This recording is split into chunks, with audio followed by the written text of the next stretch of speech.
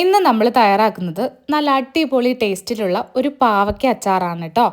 ഈ പാവയ്ക്ക അച്ചാർ പാവയ്ക്ക ഇഷ്ടമുള്ളവരും ഇഷ്ടമില്ലാത്തവരും എല്ലാവരും ഇതൊന്ന് ട്രൈ ചെയ്ത് നോക്കണം. എല്ലാവർക്കും ഇഷ്ടപ്പെടും.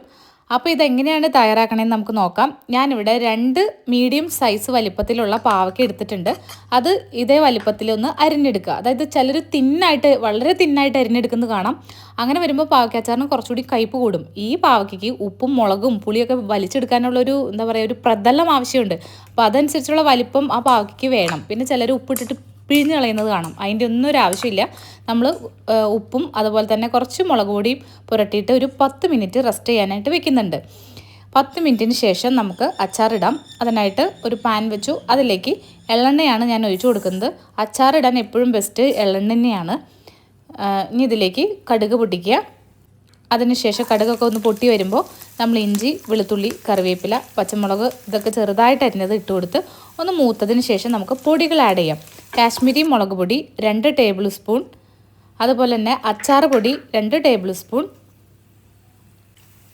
ഉലുവപ്പൊടി 3/4 ടീസ്പൂൺ ഇത്രയും ചേർത്തിട്ട് ഈ പൊടികളുടെ പച്ചമണം മാറുന്നവരെ ഇളക്കിയിട്ട് നമുക്കിതിലേക്ക് വിനാഗിരി ചേർത്ത് കൊടുക്കാം. വിനാഗിരി മറ്റച്ചാറുകൾ വെച്ച് നോക്കുമ്പോൾ കുറച്ച് കൂടുതൽ ഇവിടെ ആവശ്യമുണ്ട്.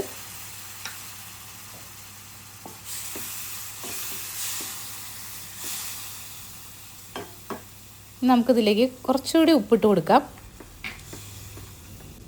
ഉപ്പ് നമ്മൾ പാവയ്ക്കയ്ക്ക് ഓൾറെഡി ഇട്ടിട്ടുണ്ട്. അപ്പോൾ അതനുസരിച്ചുള്ള ഉപ്പിട്ട് കൊടുക്കാം കേട്ടോ. ഇനി നമുക്കിതിലേക്ക് കുറച്ച് ശർക്കരപ്പൊടി ചേർത്ത് കൊടുക്കാം.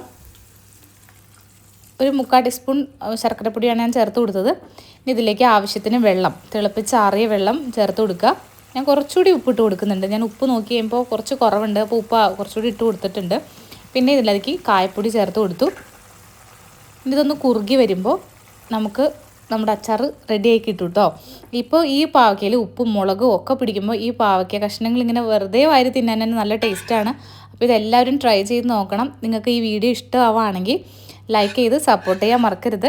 അതിന് മുന്നേ ഒരു കാര്യം, പാവയ്ക്ക അല്പം വലിപ്പത്തിൽ തന്നെ അരിഞ്ഞെടുക്കണം കേട്ടോ. അപ്പോൾ നമുക്ക് അടുത്ത വീഡിയോയിൽ കാണാം. ബൈ.